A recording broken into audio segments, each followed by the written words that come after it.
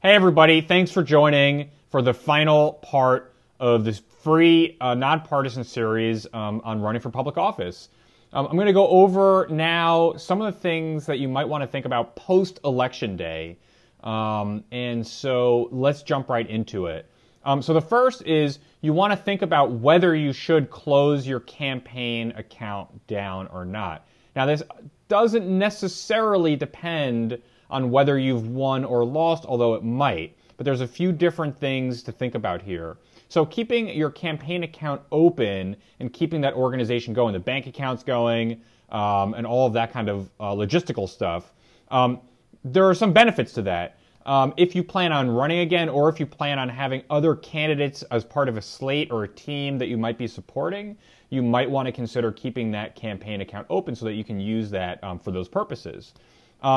Keeping your account open might also be useful if you need to raise money to pay for certain types of bills for different services. So for example, if you have a website that you use that's not an official government website, but a campaign website that you want to use to continue to talk to people in your community or beyond, and that costs money, you might want to consider keeping your campaign account open because that can help pay for that.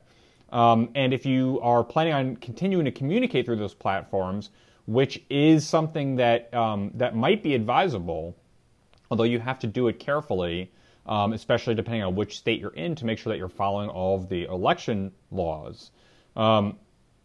Those might be reasons to keep that campaign account open, especially if there are costs associated with some of those platforms that you might continue to be using. Now, you do keep in mind that keeping that campaign account open may require is going to require some ongoing maintenance and some paperwork. And there might be some fees associated with keeping some of those services that I mentioned open. But typically, in many states, you'll have to continue to file, financial disclosure forms and things like that while that account is open, even if you're doing very little with it, or even if you're not actively running in an election. Now, in New Jersey, the rules are very strange about this, and other states might be similar, where you are allowed to use money in a campaign account to pay for things, let's say from the campaign that you just finished. However, you're not allowed to raise money for that purpose. You have to raise the money for the purpose of a future campaign, but you are allowed to spend the money that you raised by raising for a future campaign on things from your last campaign. Doesn't really make a lot of sense. So just make sure that you check with whatever agency or department oversees election regulations where you are, so you're doing that the right way. So there could be some value to keeping it open if you plan on using it for something or wanting to use the data for other campaigns. Now, closing your account down might have some benefits too.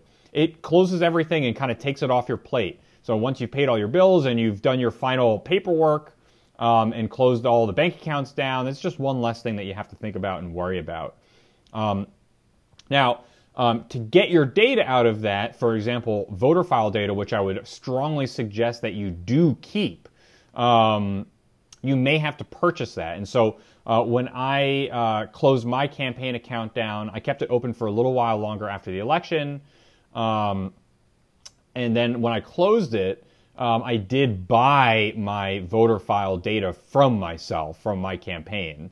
And although the New Jersey Election Law Enforcement Commission didn't have any clear rules about it, I did speak to a number of people at the agency so that I could make sure that I was doing it the right way. And so that was actually paying for a little bit for those records so that I could own them in perpetuity. And so you might want to think about that. Now, remember also, of course, if you close your account, you're not going to be able to raise money if there's any reason you might need money for something. And just remember also that if you're closing your account out, make sure to pay everything that you could possibly owe before you do that. Otherwise, you might end up personally having to cover those bills that you get later on. So just make sure that's all done. There's not a right or wrong way to do it. Some people like to keep the accounts open, especially if you're in office. You are able to continue to communicate through your campaign platforms. Now, that shouldn't be instead of communicating through the government, and you, of course, have to make sure to keep those things separate. There's an example in South Orange, for example, where an elected official who wasn't particularly concerned with following these sorts of rules would take contacts out of their government email account.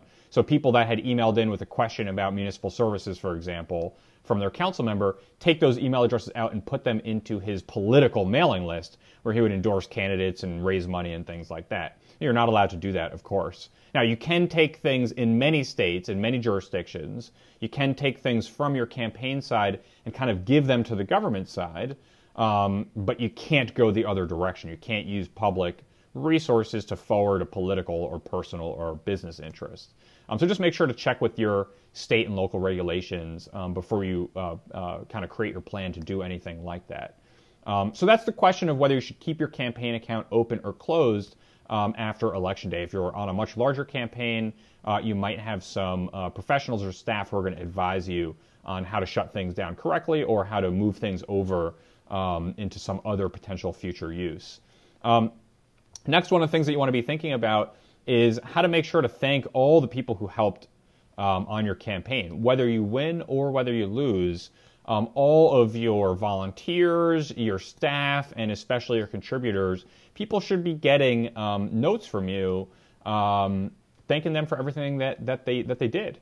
And so that might be individual outreach. You might send some emails out. Just remember that these people, many of them put in a lot of time for your campaign, and it might be worth making personal contacts to some of those people to give a little bit of a download from the campaign, give them a chance to give you a little bit of feedback, especially if you won and they want to congratulate you and talk about anything. Those are all really potentially worthwhile things to do for people, again, who put a lot of work into helping out on your campaign. While you're thanking the people who worked on your campaign, you might want to also consider making a broader announcement to the community and posting some information about what your plans are going forward, thanking people who voted for you. You might want to reach out to people who signed your petitions early on. Just think about all your different stakeholder groups and how and when you should be communicating with each of them, especially leading up to the point if you're getting sworn in, if you've been successful in your election. The next thing you want to think about a little bit is collecting some of your campaign stuff. And so if you had lawn signs or any other physical materials, you might want to consider sort of the last effort of getting all of that together from a couple volunteers. And also, of course, if you have any office space or anything like that that you have purchased, leased, or using, make sure that you take care of kind of closing all of those things down as well. You really want to make sure you don't leave any loose ends here, especially because some of the reporting that you need to do to your election enforcement agency, some of that reporting might ask for some of those details. And so you really want to have all of those loose ends tied up completely. And one of the things that I mentioned a little bit earlier is a question that I often get is, should you keep your data from your campaign? So this might include your voter file, email addresses that you collected throughout the campaign, notes on those contacts that you might have entered into your voter file if you're using one independently of a party.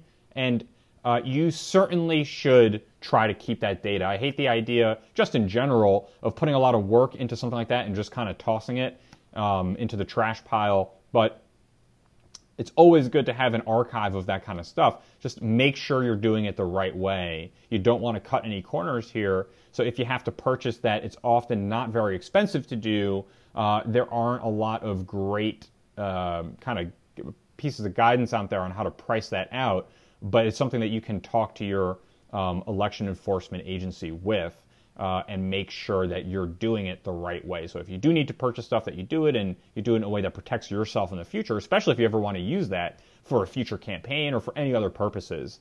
Sometimes it's really nice to have all of that stuff. Okay, so those are a couple logistical elements. Now on to some of the bigger questions based on whether if you won the election or if you lost the election. Now, if you won the election, there's a couple things that you want to start thinking about basically right away. The first is, how much time do you have between election day and actually getting sworn in? Most places you have about 2 months, for example, November to January. In South Orange, where I was elected mayor, it's very unusual circumstance where the election is on a Tuesday and you preside over your first governing body meeting on Monday. Of course, my results were a little delayed, so it was basically a 5-day turnaround in my election from when I found out I was elected to when I banged the gavel in on a council meeting. And so that's something that you want to make sure you know, so you have the kind of timeline of how long you have to get up to speed. Next, depending on the size of the government and your role in that government, whether you're on the legislative side or executive side, for example, is whether you have to think about, is there any sort of transition that you really need to be doing? Are you taking over projects and active ongoing things from somebody else? And if so, are you in contact with that person? Is there a staff person from the government who's facilitating that transition? Make sure you're thinking about those things, because that could really slow your start if you're getting sworn in and you didn't kind of put all those transition pieces together the right way. So I can say, for example, in my ultra short transition period in South Orange, there were a number of things that needed to be, that I needed to get kind of downloaded, debriefed on right away, especially some pretty serious pending legal issues. So those meetings happened within a couple days after my election to start to get me up to speed on some important things that were happening that I was going to have to deal with as soon as I stepped into the office the next week. So that's something that you want to make sure to think about, whether there's a transition required for your position and whether you have access to the person before who you're transitioning from, whether they're kind of an open and willing participant, whether they or whether they're not doing that, and if you can find some help from someone else in the government if they aren't being helpful. Next is you want to think about whether there is any sort of immediate staffing decisions that you need to be making. So there's going to be a number of staffing decisions you might be making depending on what the position and the government is that you've just been elected to, but you do want to think about, is there any super short-term immediate? This means, for example, a chief of staff or an assistant or something like that, someone who's going to be working with you right away all the time. Are there any positions like that that you need to fill while you're thinking through that transition, so that there's somebody who is also transitioning, getting prepared to take over that position when you get sworn in, and kind of working out all of those details. Next, it's really valuable to think about your term of office really as one whole unit. Now, hopefully you've done this to some degree already when you were thinking about whether you should be running and how to put your campaign together, so that your campaign platform was not created out of thin air, but was actually created out of the things that you would want to do if you were in office. And that's going to depend on what position you're in. That's going to depend on if you belong to a party and that party is in the majority or minority, what the dynamics of the body that you've just been elected to are, what sort of things they're already working on, what the budget situation is, and so many more different criteria. Those are all going to influence how you can potentially do the things that you might want to do. So now, thinking about this term of office as one unit, right, we're not talking about 100 days. That is not a particularly important way to think about things from a project planning standpoint. It might be something that you want to do from kind of a public-facing standpoint, but that 100 days is a pretty arbitrary timeline. And for many really big projects, you're not going to see a lot of movement in the first 100 days, although certainly we'd hope that there are some low-hanging fruit things that you might want to do in that time period. So what might be more effective is not thinking about 100 days, but thinking about your whole term, mapping out the things that you want to do, and then finding things that are short-term, medium-term, and long-term, things that might take you a couple years of your term or maybe might take longer than your term to do, things that might take from several months to a year or two to do, and the kind of things that might take days or weeks to do very early on. So for example, an example of a super short-term thing might be hosting office hours. If that's something that you talked about doing during your campaign, now you're an elected official, as a council member, a mayor, a commissioner, etc., you could start those office hours, week one. That's a very low-hanging fruit thing that you can get going on. However, if you want to create a multi-year budget forecasting process, and that might take a year or 2 years to do. So just make sure you're thinking about the whole term as a unit and not breaking it down into anything that's sort of more arbitrary than that. That is what you've been elected to do, is serve that term. And so like a major in college or something like that, this is what this is sort of the thesis of your time in office. And you want to make sure you have a really clear idea of what you want to do there. Because that takes me to sort of my next point, which is thinking about proactive versus reactive governing. This is one of the things that elected officials or anyone in a leadership position struggles with the most, is responding to fires or preventing fires. You will find that in elected office, you will have immense pressure to be responsive to fires, to be reactive. Basically, as things happen, you voice an opinion on them or you take an action on them. But that really isn't the right way to govern. That's not how the system of government that we have in this country was founded. And it's not how good management or strategic planning works on the private side, on the nonprofit side, or on the public sector side. Just doing whatever is happening in front of you is allowing your environment to dictate your priorities instead of coming in with a set of priorities and modifying and working your environment to kind of fit those priorities. And that is something that many would argue, and I would certainly agree, is what strong leadership is, right? Being clear and focused on what your goals are and making sure that you're building everything around to meet those goals. However, if you're kind of running around distracted, especially if you don't have a plan and you feel like you're often getting pulled into other things, it's going to be very easy to fall off base. So I'll give you an example. When I came in South Orange, one of the things that I realized was that all of the different ideas and projects and programs that were being discussed in South Orange, they basically came up in sort of this reactive fashion that was largely driven by the misperception that there was an online message board, that online message board really represented the priorities of the community, where really it represented a very small number of very vocal individuals who had their own kind of political biases and motivations. But that directed a lot of the attention. And what that basically meant is, what I noticed when I came in is that we had, let's say there's a to-do list of all the things in South Orange that people wanted to do. When a new idea was brought up, let's say a resident came to a meeting and complained about something, or an elected official saw something online they wanted to respond to, what would often happen is that item, so we've got our to-do list here, and that new item gets added to the top of the to-do list because it just came up recently. And then that pushes all the other items down. And what I found was that we had dozens and maybe hundreds of semi-completed projects. But we didn't have a lot of fully completed projects because that to-do list kept growing, because every time people brought things up to the elected leadership, it got added to that, it basically got added to the top of the list and pushed everything else down. That is not good triage. And whether you're doing triage in an emergency medical situation or whether you're doing triage in priorities for government, it's actually largely the same. And you can't let whatever is directly in front of you dictate your priorities.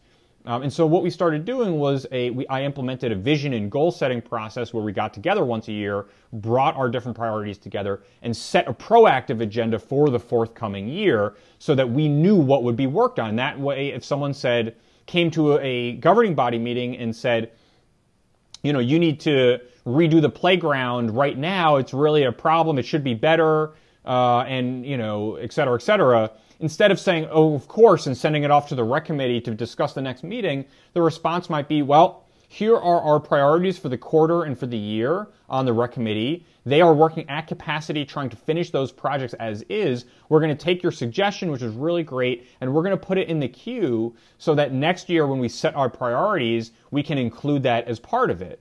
That is a much, much more proactive, strategic way to think about what you're going to do going forward. So before you get sworn in, you want to think about how you're going to be approaching these things, remembering that you're going to face immense pressure on a regular basis to do things in a reactive way, and that doing that will ultimately burn away all of your proactive time, and you likely will not get to accomplish the bigger picture, more important sometimes, things that you really want to do, the things that you really ran on. So make sure you are thinking about that. Make sure you have a framework for how you're going to stay focused and communicate the proactive, strategic side of what you want to do. And that should really involve colleagues, coworkers, depending on what type of government you've just been elected to. So make sure to think about that. Next, what you want to think about is making sure you have time management strategies in place, especially if the position you've just been elected to is a part-time or volunteer position, as so many of these are. You need to make sure that you're going to be able to have the time to do everything that you're committed to.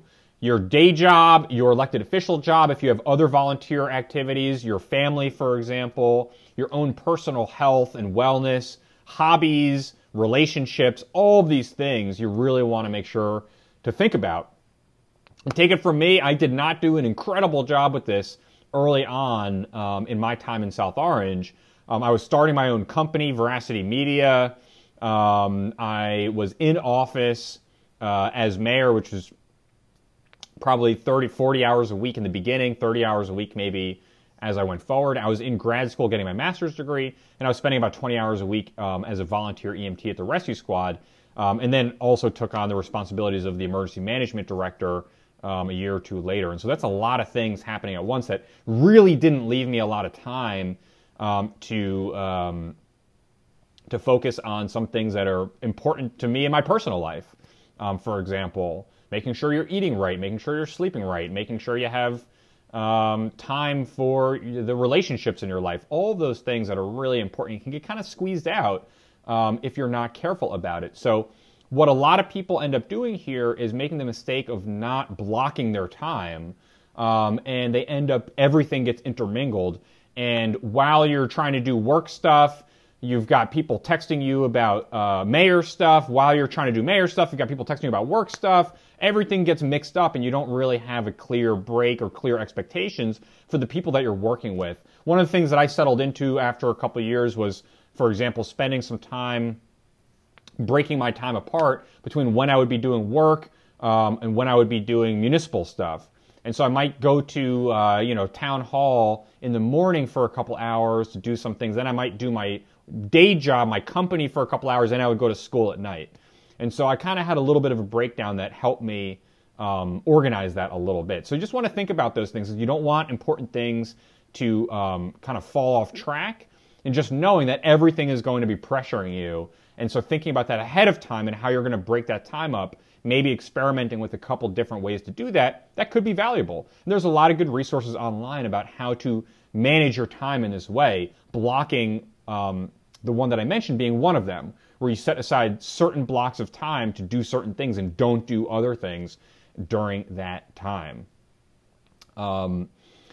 Next is making sure that sort of all your kind of personal logistics are in order. Your finances, your housing, things like that. This is really important, again, to make sure you've got a handle on before you kind of get thrown into the deep end here. And so if you're going to find, for example, if you're finding that your work is getting crunched, or maybe you had to take time off during the campaign or the last parts of the campaign, just make sure to kind of step back and think about all of that so that you, as you go forward, you have a plan in place that's not going to sacrifice anything in a way that's going to create a problem. Next, you want to maybe think a little bit about the team that you're coming into, whatever government that you've just gotten elected to. How are you going to integrate with the people that are already there? And so for me in South Orange, for example, it was really important to try to do that well because especially with the department heads, the elected officials were a little bit of a different story, as one of them especially, but a couple of them were just unbelievably negative to me, even though I ran a positive campaign and sort of I did nothing to them. They became very obstructionist until they lost their seats a couple of years later. But the department heads in South Orange, I really, really respected and valued and really wanted them to help kind of teach and guide me a little bit. And so how are you going to come in as a 23-year-old to department heads who have been in their jobs for longer than you've been on this earth? That's a pretty big ask. And understanding it from their perspective is really helpful, and just making sure that even if you want to change things, that you take it slow and strategically, because you can never undo. If you go in like a bull in a china shop, it's very difficult to undo that. So I was pretty careful with most of the department heads, making sure that they knew that I really did appreciate their experience and that I saw myself as setting the overall kind of agenda and supervising all of this, but that I was relying on their expertise to do all of the important work, that I needed them and completely to be able to do what I wanted to see done. And so think about how you're going to approach that. Are you going to set up individual meetings with people? Are you going to get lunch with council members and with department heads? Think about how you're going to meet the people that you're going to be working with, especially if you're in a bigger legislative body. That's really important to do. And so think about that ahead of time. How are you going to get off on the right foot, knowing that those first impressions can be really, really important? Next, you might want to think about ways for you to continue to learn about the challenges that you're going to be working on. Hopefully you did some of that before and during the campaign to make sure that you weren't just speaking about things you already knew about, but that you were bringing new information, new perspectives in to help make sure that you were, that you were coming to the kind of best conclusion possible. How are you going to do that while you are in office? Are there professional associations that you participate in? Are there webinars and workshops and events that you're going to go to? Maybe it's worth scheduling a couple of those out so that you don't have to worry about that once you get sworn in.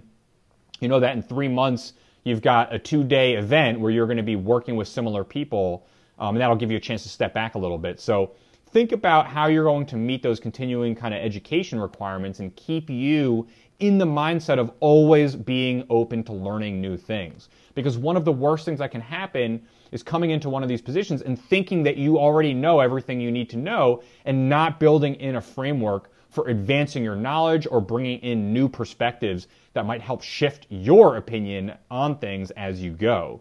So that's really important to do. So that's a lot of different questions there that are worthwhile to think about before you get sworn in, before you actually start the job.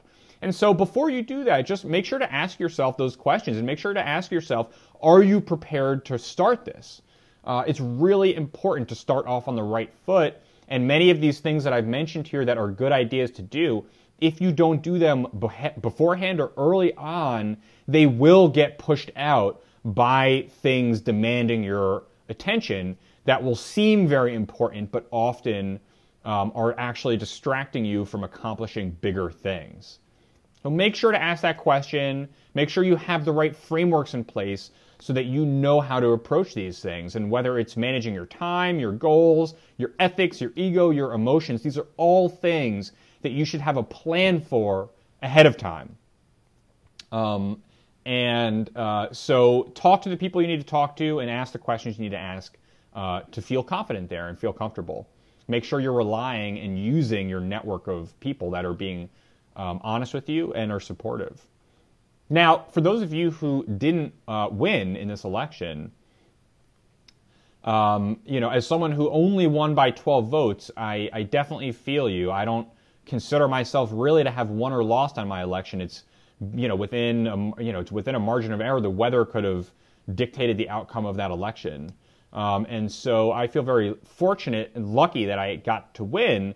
But had I not, the campaign would have provided a really interesting and kind of incredible experience for me, even without the 4 years of being in office. And so there are a couple things that you might want to think about there. So we've covered the campaign logistics already, but it's worth stepping back here and trying to get some distance. What did you learn on the campaign? What did you learn about, what were your expectations going in ahead of time? You might even want to consider writing some of those down before you start the campaign so you can compare notes afterwards. What did you think was going to happen? What were some of the things you thought were going to be easy for you? What were some of the things you thought were going to be difficult for you? Did they turn out to be that way? Did you learn things about yourself throughout the campaign? Did you learn things about the issues that you care about? Did you learn things about the way that you work? These are important questions to ask yourself and just sort of thinking through how the campaign went. But make sure to ask those specific questions. Don't just make it sort of a generality. And try to get into some of the details there. And it might help to take some time away from the community that you just ran in. If you can get away for a couple days, it might be worth doing so to give you a little bit of perspective. Do you have new areas that you are now interested in from a professional or political standpoint. Might be some additional questions that I would ask. Did this campaign potentially change some of the work that you want to do going forward? What do you see as things that you can do next? So those might be some questions to think about too. Additionally, did you meet people that you want to continue to have relationships with from your campaign?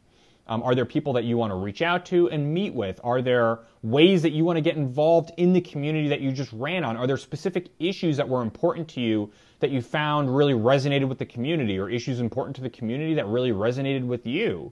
Are there ways to now plug in different directions? If you're especially in a local government, if you really are interested in being part of that local government, you can reach out to your opponent who won and ask them for ways for you to be involved. What are the best ways for you to participate in helping the community? Often, and hopefully, they will be gracious and open with you and find a way for you to really plug in, to be on a land use board, to be on some other committee, to head up a new project or program or initiative or something like that.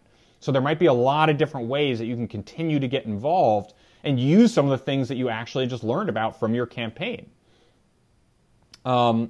So those are a couple things to think about if you didn't come out ahead on this particular election. And what I'll also say is that for many, many people, their first election is not successful. I don't have the data in front of me, but I might even say that the majority of people that are in office, they didn't win the first time that they ran for something. And it's just like starting a company. There's so many similarities to kind of the upstart campaign to a startup company. And if you look at entrepreneurs, they are in no way embarrassed about the companies that didn't work out, the times that they quote unquote failed.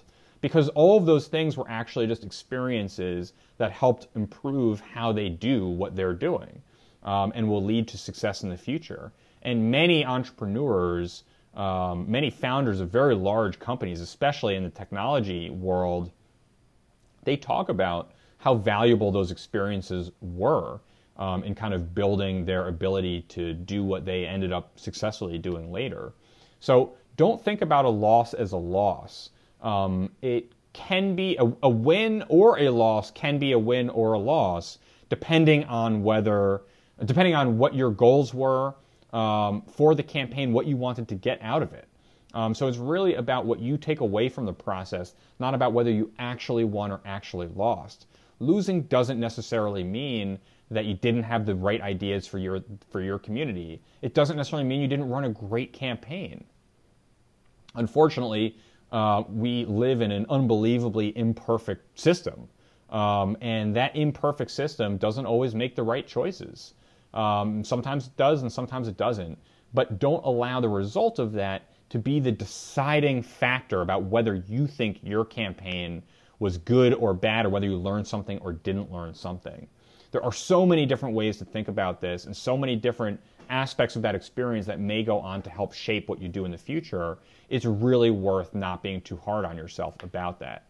I hope that these have been a couple different important, or a couple different valuable points in thinking through some of the logistics of whether you should keep your campaign account open or closed, depending on what some of your other plans are, making sure that if you do get data from your campaign, that you do so in a way that conforms to all of the different legal requirements in the jurisdiction that governs your elections. Thinking about how to take care of your team and thank everybody for what they did, and basically wrap up logistics like closing down offices or collecting lawn signs.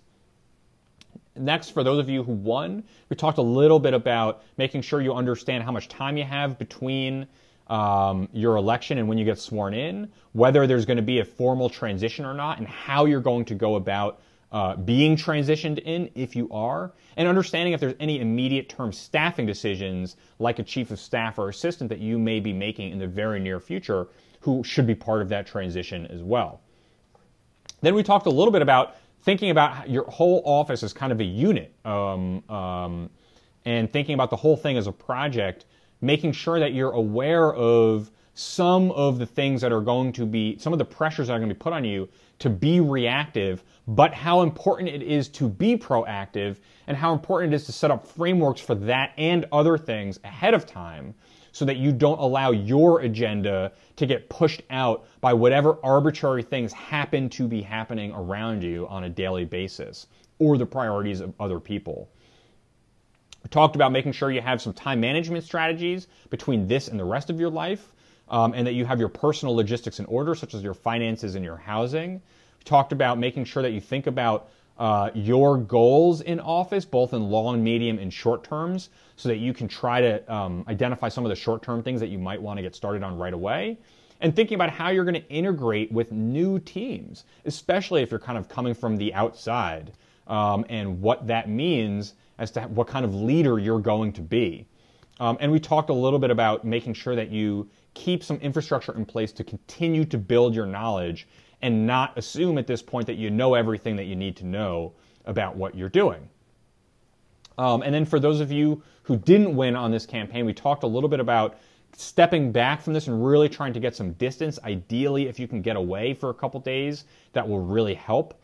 Making sure that you're using your support network to give you some honest and trusted feedback about what your about how the campaign went. Making sure that you have time to reflect on the campaign and ask important questions about what you were expecting to happen and what did happen, what you thought you learned, and what you maybe didn't learn, what were challenges, what weren't challenges. All of those sorts of questions that you really want to take some time to think through and ideally even write down so that you can reflect on them a little more formally.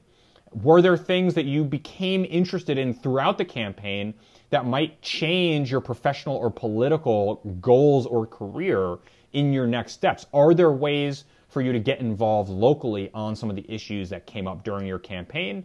And are there people that you met during your campaign that you want to continue to have relationships with to work on some of these issues?